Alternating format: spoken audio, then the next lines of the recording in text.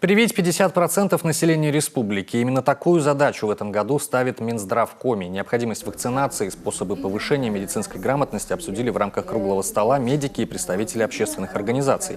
На сегодняшний день прививки – это основная защита от осложнений и летального исхода после гриппа. Однако не все граждане осознанно относятся к проблеме, чаще доверяют непроверенной информации из интернета, нежели мнению специалистов, и отказываются от вакцинации.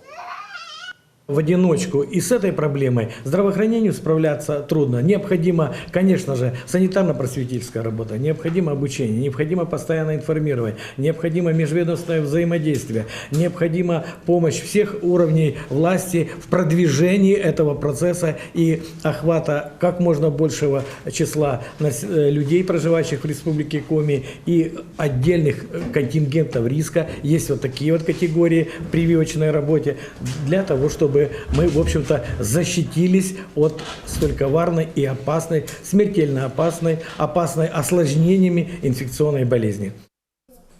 По состоянию на 30 сентября в Коми привито свыше 140 тысяч человек, из них почти 45 тысяч – дети.